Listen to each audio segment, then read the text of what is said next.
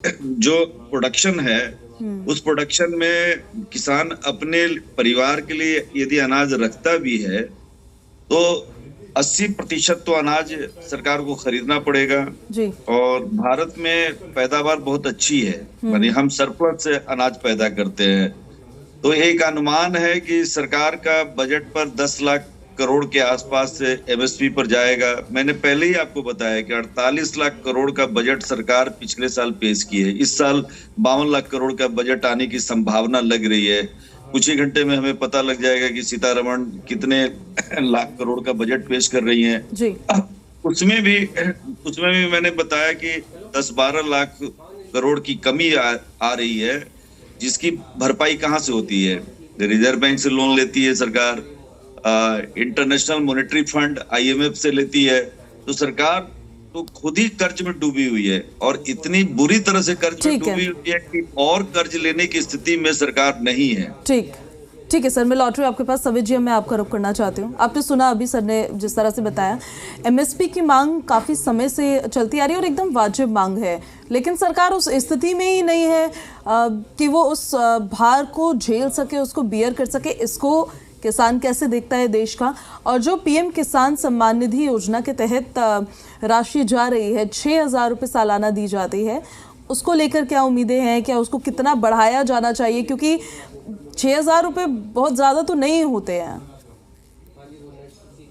ऐसा है, जैसे सर ने अभी कहा कि एमएसपी में भार बढ़ेगा, लेकिन हमको नहीं लगता। उसका कारण ये है कि सरकार को पूरा अनाज नहीं खरीदना। जो फसलों पर एमएसपी देंगे, सरकार नहीं खरीदेगी उनको।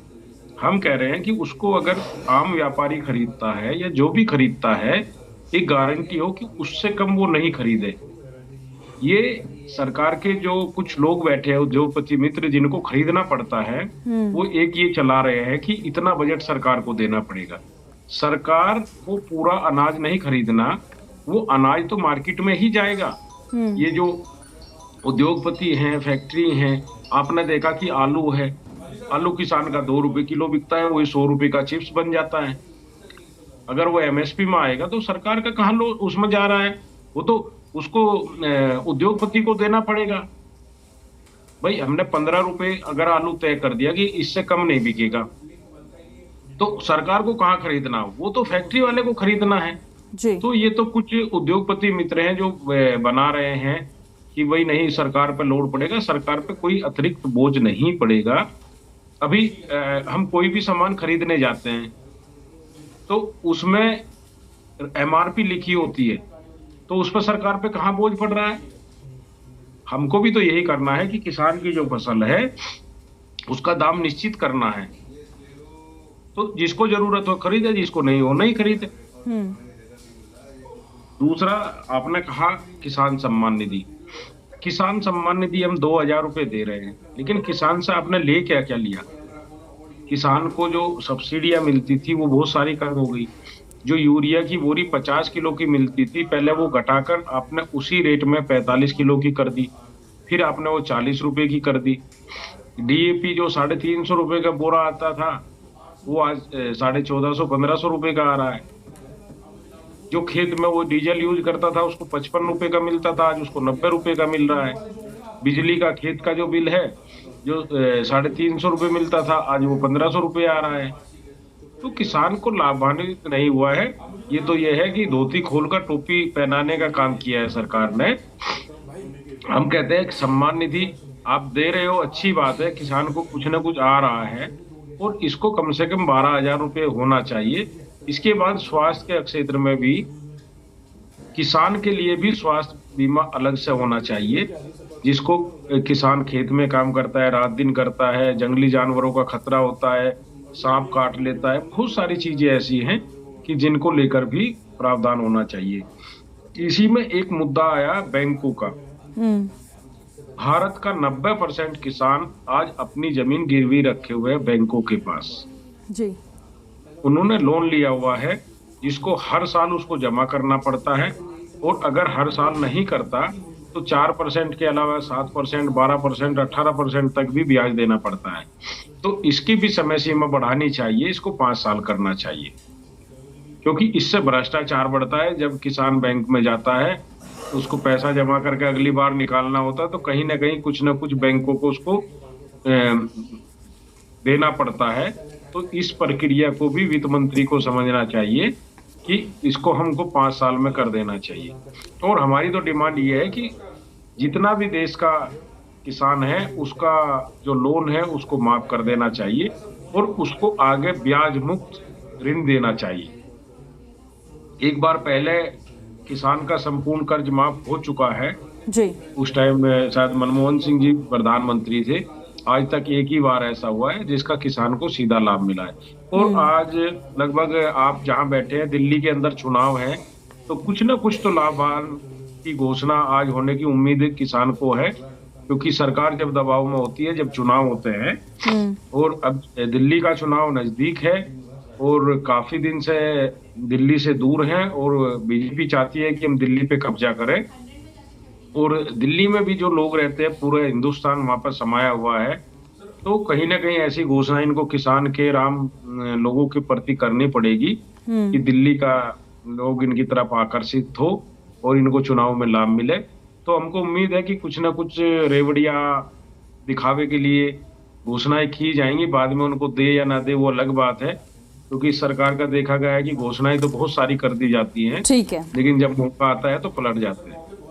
ठीक है सर, मैं लौट रही हूँ आपके पास वापस। तपन जी, आपका रुख करना चाहती हूँ एमएसपी को लेकर, क्योंकि सर बहुत गंभीर मुद्दा है ये। अब हालांकि आज तो खैर बजट का अलॉटमेंट होना है, फंड्स दिए जाने हैं अलग अलग सेक्टर्स को, लेकिन अगर कानून बनता है तो ये कानून इसके तहत सरकार पर जिस तरह से उन्होंने कहा कैसे भार पड़ेगा?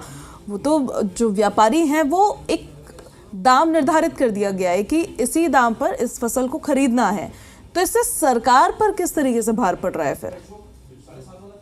नहीं, सरकार के पास एक बहुत बड़ी एजेंसी है, food corporation of India. Food corporation of India हर साल किसानों से अनाज खरीदती है। तो व्यापारी एमएसपी तय होने के बाद जो व्यापारी हैं उन्हें भी न्यूनतम दाम देना पड़ेगा, साथ में एफसीआई को भी देना पड़ेगा। दूसरा है कि एफसीआई के पास अनाज की मात्रा बढ़ेगी।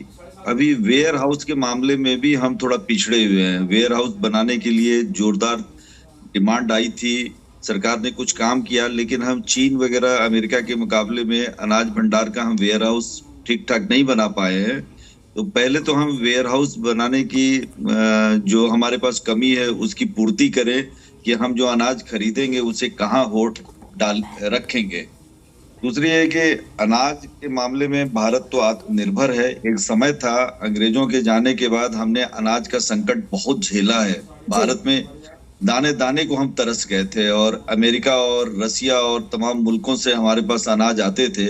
ये किसानों को श्रेय जाता है कि स्वामीनाथन कमीशन के रिकमेंडेशन के बाद जो अनाज को लेकर जो क्रांति आई, वह फसलों में बहुत बदलाव आया। और ये बात अभी किसान नेता सही कह रहे थे कि जो आलू आप 2 रुपए या 4 रुपए किलो आप किसान से खरीद लेते हैं, उसे आप फैक्ट्रियों में 100 रुपए किलो के हिसाब से बेचते हैं। तो आप उनके ऊपर सरकार को तो कुछ ना कुछ करना पड़ेगा कि आप उनके लिए तो नियम बनाइए कि वो किसानों से 10 रुपए किलो या 15 रुपए किलो आलू खरीदेंगे। आम जनता को तो 20 रुपए किलो से नीचे तो भाव में मिलता नहीं है।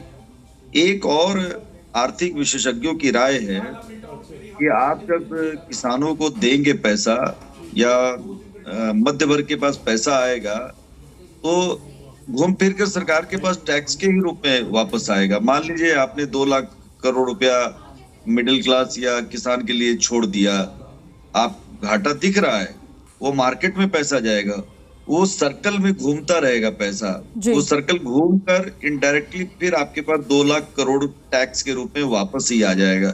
मतलब आप कहीं भी घाटे में नहीं रहेंगे। ये जो आर्थिक सलाहकार जो होते हैं ना सरकार के, उनके दिमाग घुटने में होते हैं। वो सरकार को डराते हैं कि कुछ चीजों में छूट देंगे तो सरकार का डेफिसिट बढ़ जाएगा। वो ये नहीं समझाते हैं कि ये जो हम जब पैसे की अभी आज यदि मिडिल क्लास की छूट मिलती है आज के बजट भाषण में जी, तो मिडिल क्लास तो दिल्ली दिल्ली दिल्ली के वोटर में सबसे ज्यादा मिडिल क्लास ही है, जिसको बिल्कुल, लेकर बिल्कुल। उम्मीद है कि सरकार डायरेक्ट दिल्ली को लेकर कोई घोषणा नहीं हो सकती है, क्योंकि चुनाव आयोग ने बंदिश लगा रखी है कि आप दिल्ली को लेकर कोई ऐसी घोषणा नहीं करेंगे जिसका असर चुनाव पर पड़े। ये चुनाव आयोग ने इनको निर्देश दे रखा है सरकार को। लेकिन यदि मिडिल क्लास को इनकम टैक्स की राहत या कुछ या हेल्थ फैसिलिटी बढ़ाने की घोषणा होती है तो चुनाव आयोग के बंदिशों में नहीं आता है। तो सरकार कहीं न कहीं मिडिल क्लास के जरिए दिल्ली के वोटरों को साधना चाह रही है कि उसकी जो नाराजगी है, करीब 26 साल से भारतीय जनता पार्टी दिल्ली की सत्ता से दूर है, और हाल में चाहती है कि वो दिल्ली की सरकार उसकी बने, हर हाल में चाहती है कि दिल्ली में वो भारतीय जनता पार्टी काबिज हो जाए। उसके लिए बजट में निश्चित तौर पर घोषणा होगी। मिडिल क्लास उसके प्राइमरी उसके है जी। फार्मर को लेकर मैं बताना चाहूंगा कि केंद्रीय कृषि मंत्री शिवराज सिंह, जो मध्य प्रदेश के मुख्यमंत्री थे, रह चुके हैं, वो किसानों से लगातार बातचीत कर रहे हैं। लेकिन एक बार दर्द उनका छलक रहा था, ऐसा आभास हो रहा था कि केंद्रीय मंत्री अकेले मेहनत कर रहे हैं, बाकी सरकार के जो मंत्री हैं या अन्य लोग हैं या ऑफिसर हैं इस पर ध्यान नहीं दे रहे हैं। यह बात भी स्पष्ट होना चाहिए कि केंद्रीय कृषि मंत्री चाहते हैं किसानों को खुश करना, उनकी नाराजगी दूर करना, तो सरकार क्यों नहीं मिलकर इस मामले को टैकल करती है कि किसानों की नाराजगी दूर हो। बहरहाल आज मिडिल क्लास को खुश करने का जो उपाय, जो कल प्रधानमंत्री ने जो संकेत दिया है, वो आएगा। और रेबड़ी की भी चर्चा होगी। रेबड़ी पर देखिएगा विपक्ष का गुस्सा 7वें आसमान पर होगा कि रेबड़ी बांटने में सरकार कितनी उदारता दिखाती है, वो हमें इंतजार है इस बजट का। ठीक है।